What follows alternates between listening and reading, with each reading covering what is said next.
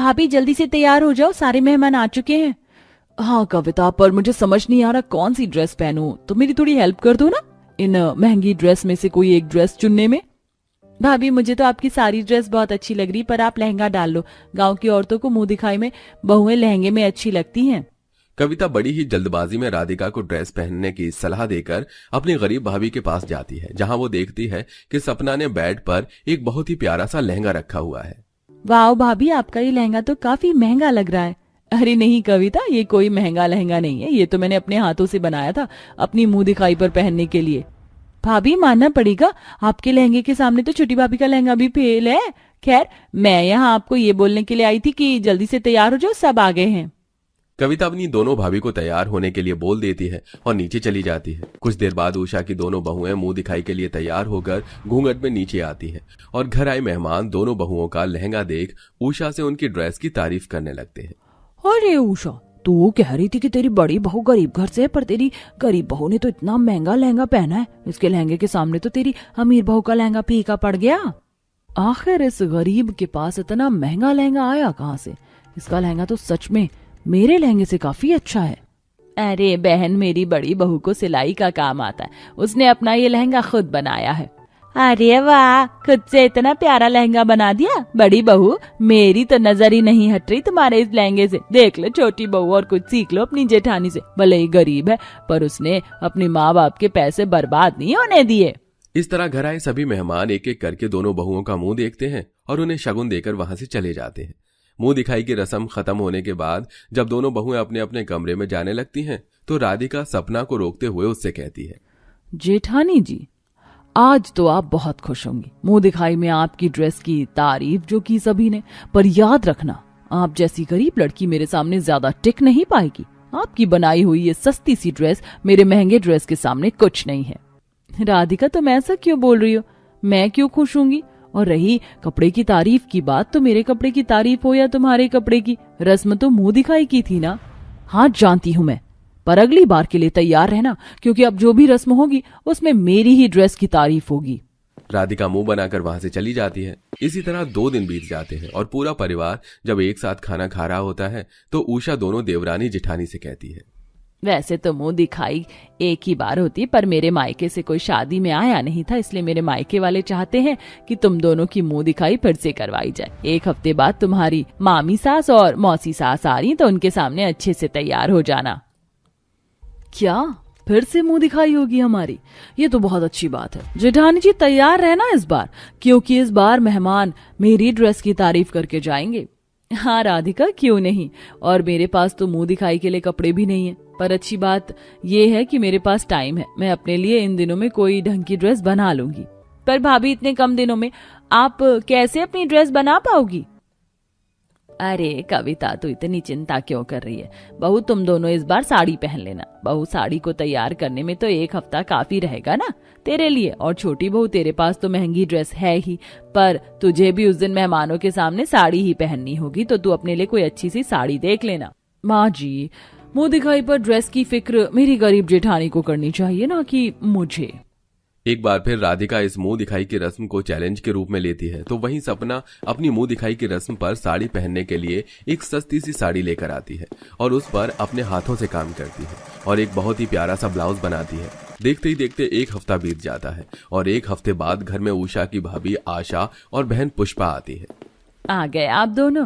अगर शादी पर आते तो कितना अच्छा रहता। माफ करना दीदी, टाइम ही नहीं मिला, और हमें आज रात को फिर से निकलना है। जल्दी से अपनी बहू को बुलाओ ना, ताकि मुंह दिखाई करके हम जा सकें। उषा अपनी बहन और भाभी के कहने पर अपनी दोनों बहुओं को बुलाती है और दोनों बहुएं साड़ी पहनकर घूंघट करके नीचे आती है। पर जब दोनों बहुएं साड़ी पहनकर आ रही होती हैं, तो उनकी साड़ी देखकर आशा उषा से कहती है, दीदी, आपकी दोनों बहुओं ने साड़ी तो बहुत अच्छी पहनी है, खास करके आपकी बड़ी बहू ने। ऐसी साड़ी मैंने पूरे मार्केट में ढूंढ ली, पर मुझे कहीं नहीं मिली। मामी, आपको ये साड़ी मिलेगी भी कैसे? ये साड़ी भाभी ने खुद अपने हाथों से जो डिजाइन करी है। इतने में दोनों देवरानी जेठानी मेहमानों के सामने आकर बैठ जाती हैं और मेहमान घूंघट उठाकर दोनों बहुओं से कहते हैं, दीदी, बहू के रूप में बिल्कुल चांद का टुकड़ा लाई हो, पर बड़ी बहू, मैंने सुना है कि तुमने अपनी साड़ी खुद डिजाइन करी और ब्लाउज भी खुद बनाया। बहुत प्यारा लग रहा है तुम्हारा ब्लाउज। मौसी जी, आपको जेठानी जी की साड़ी इतनी पसंद आई है क्या? मेरी साड़ी अच्छी नहीं है?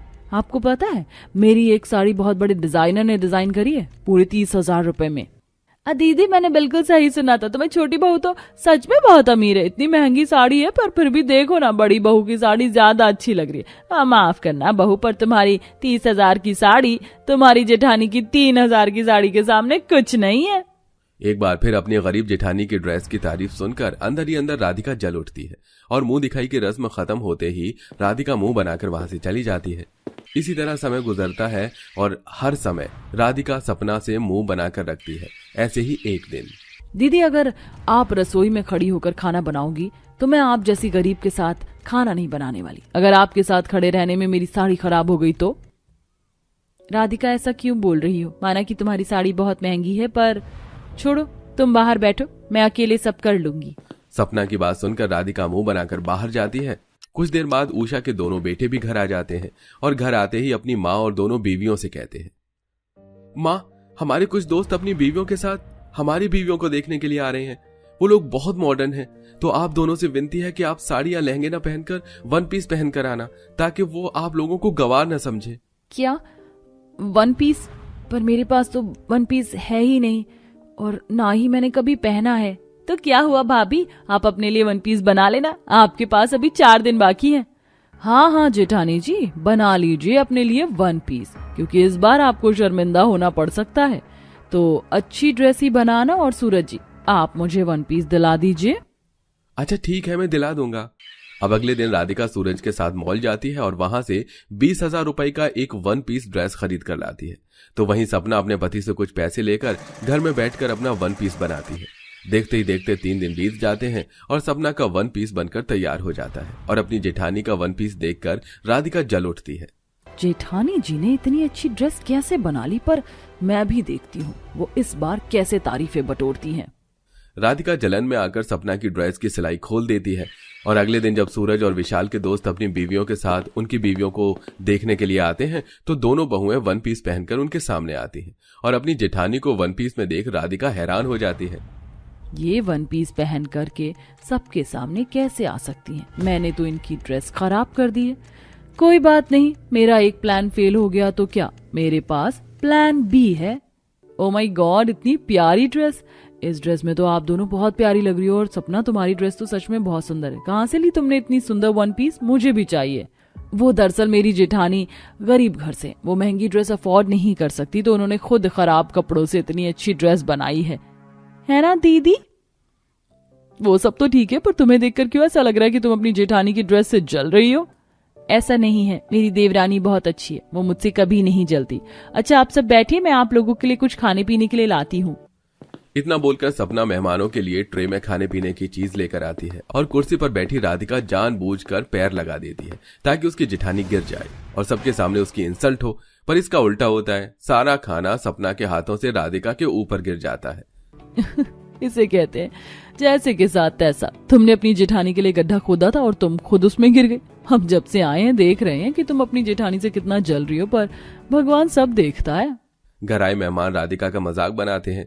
ये सब देखकर राधिका का गुस्सा और बढ़ जाता है और वो मुंह बनाकर अपने कमरे में जाती है और तभी वहां उषा आकर राधिका से बोलती है, बहू, कभी किसी का बुरा नहीं करना चाहिए, भगवान सब देखता है।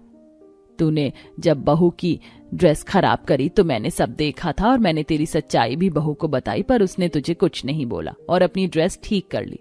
पर फिर भी तूने उसकी इंसल्ट करने के लिए उसके साथ एक और घिनौनी चाल चली और तू उसमें भी फेल हो गई। बहू, अब तो कुछ शर्म कर ले। अपनी जेठानी को नीचा दिखाने के बारे में सोचना बंद कर दे, क्योंकि तुम दोनों को इसी घर में रहना है और इस तरह की हरकतें करने से तेरा भी नुकसान होगा। अपनी सास की बातें सुनकर राधिका शर्मिंदा हो जाती है और मेहमानों के जाने के बाद अपनी जेठानी से माफी मांगती है और उस दिन के बाद फिर कभी इस तरह की हरकतें नहीं करती। तारा, रीमा, अपना हाथ मत छोड़ना, अगर गिर गई तो बहुत चोट लगेगी। हमारा हाथ छूट रहा है, हम कभी भी गिर सकते हैं। अरे कोई तो हमारी मदद करो, हम गिर रहे हैं। भगवान, अब हम क्या करें? अगर ये गिर गई तो नीचे इतनी बड़ी चट्टान है, इनको काफी चोट लग सकती है। आखिरकार ऐसी क्या स्थिति थी जो रीमा तारा यूं बर्फ के पहाड़ी पर रस्सी के सहारे लटकी हुई थी? ये सभी बहुएं इस बर्फ की पहाड़ी पर आखिरकार क्या कर रही थी? और क्या रीमा और तारा की जान बच पाएगी या वो गिर जाएंगी? आइए इसे जानने के लिए स्टोरी में आगे बढ़ते हैं। माँ जी बहुत डर लग रही है। कहाँ है हमारा ससुराल? कब से हम इन बर्फीले पहाड़ों के बीच में चल रहे हैं, अब तो चला भी नहीं जा रहा है। माँ ने मुझे बताया था कि मेरा ससुराल बर्फीले पहाड़ पर है, लेकिन यहाँ तो मुझे एक भी घर दिखाई नहीं दे रहा है। शहर भी उस तरफ था, तो हम यहाँ पर क्या कर रहे हैं? अरे बहू, जरा मुंडी ऊपर उठा कर तो देखो, तुम्हारा ससुराल यहाँ नीचे नहीं बल्कि ऊपर है। अपनी सास माधुरी की बात सुन वो बहुएं जैसे ही अपनी मुंडी उठाकर ऊपर देखती हैं तो उन्हें एक बर्फीले पहाड़ के ऊपर एक बहुत सुंदर आलीशान महल दिखाई देता है, जिसे देख वो सभी काफी खुश होती हैं। माँ जी, ये हमारा ससुराल नहीं बल्कि ये तो एक आलीशान महल है। हमने तो कभी सोचा भी नहीं था कि शादी करके हम आलीशान महल में जाएंगे। चलिए ना माँ जी, जल्दी चलिए, हम लोगों को अपना आलीशान ससुराल जो देखना है। मुझसे तो वेट ही नहीं हो रहा है। ये जो बर्फीली पहाड़ियों पर रस्सी है ना, इसे पकड़कर ऊपर चलो। आप कोई मजाक कर रही हैं? हम इस शादी के जोड़े में इन रस्सी की मदद से ऊपर कैसे जाएंगे? यहाँ से ऊपर जाने के लिए कोई सीधा रास्ता नहीं है क्या? अगर यहाँ सीधा रास्ता होता तो मैं तुम्हें इन रस्सी की मदद से ऊपर जाने के लिए क्यों कहती? शुक्र बना कि मैंने अपने बेटों से कहकर इस पहाड़ी से ऊपर नीचे उतरने चढ़ने के लिए बीच बीच में लकड़ियाँ ठुकाकर इन रस्सियों को अच्छे से बनवा दिया, जिसकी मदद से हम लोग ऊपर नीचे जाते हैं। अब खड़ी खड़ी क्या देख रही हो? जल्दी से ऊपर चलो, अभी तो तुम्हारे गृह प्रवेश की रस्म भी रह रही है। माधुरी की बात सुनकर सभी बहुएं मान जाती हैं। अब उनके पास उन रस्सियों की मदद से ऊपर जाने के अलावा और कोई दूसरा रास्ता नहीं था, जिसके चलते अब एक बहू उन रस्सियों को पकड़ती है और ऊपर जाने लगती है कि तभी महिमा एकदम से नीचे गिर जाती है। हाँ, हाय रे, मेरी कमर लगता है टूट गई। तू सिर्फ 6 फुट से गिरी है और तेरी कमर भी टूट गई, कुछ नहीं हुआ है। उठ जा संदीप, बहू को ऊपर लेकर आओ। कुछ देर में सभी ने जैसे तैसे करके बड़ी मुश्किल से पहाड़ पर चढ़ जाती हैं और अब उनके सामने आलीशान ससुराल होता है। वो सभी काफी खुश होती हैं। अब माधवी एक एक कर अपनी सभी बहू का गृह प्रवेश करती है। अब तुम आराम कर लो, रात बहुत हो गई है, मुझे भी नींद आ रही है। अब सभी बहू अपने अपने कमरे में चली जाती हैं और ऐसे ही शादी का दिन गुजरता है। अगले दिन सभी बहू की ठंड से काफी बुरी हालत हो रही थी। ये ठंड मुझे ही लग रही है या तुम लोगों को भी लग रही है? बताया था कि हमारा घर बर्फीले पहाड़ियों पर है, इसलिए मैंने थोड़े बहुत गर्म कपड़े रख लिए थे, लेकिन यहाँ तो हद से ज्यादा ठंड हो रखी है। मेरे पास तो बस जैकेट ही है। हम सबको यहाँ रहने के लिए गर्म कपड़े लाने ही होंगे, वरना हम सबकी कुल्फी जमाने में ज्यादा देर नहीं लगेगी। मैं सोच रही थी कि मैं अपने आलीशान ससुराल में 1 पीस ड्रेस पहनकर रील बनाऊंगी, लेकिन यहाँ तो मैं रजाई के अंदर से ही नहीं निकल पा रही हूँ। ऑनलाइन अपने लिए गर्म कपड़े ऑर्डर कर लेती हैं। कहने को बर्फीले पहाड़ों पर अमीर ससुराल था, लेकिन उनके घर में काम करने खाना बनाने के लिए एक भी नौकर नहीं था, और ये चीज सभी को काफी और अजीब लगती है। माँ जी, आपका इतना बड़ा आलीशान घर है, लेकिन आपने काम करने के लिए एक भी नौकर नहीं रखा, ऐसा क्यों? अरे बहुओं, क्या बताऊं, मैं तो यहाँ काम करने वाले नौकरों को डबल पेमेंट देने के लिए तैयार हूँ, लेकिन यहाँ कोई काम करने के लिए राजी नहीं होता। और हो भी तो कैसे? तुम लोग तो जानती हो कि इस पहाड़ पर ही चढ़ने पर कितना वक्त लग जाता है, और कोई अगर गिर गया तो उसकी तो हड्डी पसली ही टूट जाएगी। इसलिए अब तुम सभी को ही खाना भी बनाना है और घर के सारे काम काज भी करने हैं। अपनी सास की बात सुनकर सब बहुएं मुंह बना लेती हैं और ठंड में कांपते हुए अब कपड़े और बर्तन धोने लगती हैं। क्या सोचकर आई थी मैं अपने इस आलीशान ससुराल में कि आराम से पूरा दिन हीटर के सामने बैठूंगी, गर्मा गर्म मूंगफली और गजक खाऊंगी, लेकिन देखो यहाँ तो हमारी बर्तन धोने की हैसियत हो गई है। तभी तो ढेर सारे कपड़े भी बाकी हैं और घर की सफाई भी करनी है, ना जाने आगे क्या होगा हमारा। ठंड से कांपते हुए सभी बहुएं बड़ी मुश्किल से अपने बर्फीले घर के ऊपर बने आलीशान ससुराल में रहकर भी काफी परेशान हो गई थी। ऐसे ही समय गुजरता है और उन सबके ऑर्डर किए हुए गर्म कपड़े भी अब आ जाते हैं। अरे भाई साहब, आप नीचे क्यों खड़े हैं? जल्दी से हमारा सामान लेकर ऊपर आ जाइए। बहन जी, ऊपर आने के लिए तो कोई सीढ़ी नहीं है, तो मैं कैसे आऊंगा? मैं आपका सामान यहीं रख कर जा रहा हूँ। जब आप नीचे उतरे तो अपना सामान ले जाना। वैसे भी यहाँ पर बहुत ठंड है। वो डिलीवरी बॉय उन सभी बहू का पार्सल नीचे रखकर चला जाता है, जिसके बाद अब तारा और रीमा पार्सल लेने के लिए नीचे आने लगती है।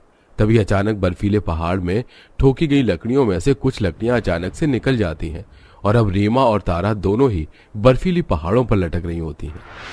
भगवान, अब हम क्या करें? कुछ समझ नहीं आ रहा है। हमारे पति भी बाहर गए हुए हैं। बाकी बहुएं उस रस्सी के सहारे तारा और रीमा को ऊपर खींचने की काफी कोशिश करती हैं, लेकिन उनकी कोशिश नाकामयाब रहती है। तभी प्रीति अंदर से एक और रस्सी लेकर आती है और उसे अपने आलीशान ससुराल के दरवाजे पर बांधकर नीचे लटका देती है। माँ, तारा, इस रस्सी को पकड़ो और ऊपर आने की कोशिश करो। तारा रीमा उस रस्सी को पकड़ते हैं और ऊपर आने की कोशिश करती हैं। वहीं सभी बहुएं भी पहाड़ के ऊपर खड़ी खड़ी उस रस्सी को खींचती हैं। थोड़ी देर में रीमा उतरकर सही सलामत ऊपर आ जाती है। हे भगवान, तेरा लाख लाख शुक्र है कि तूने हमें कुछ नहीं होने दिया, वरना मैं तो सोच रही थी कि आज तो मैं और तारा भगवान को ही प्यारे हो जाएंगे।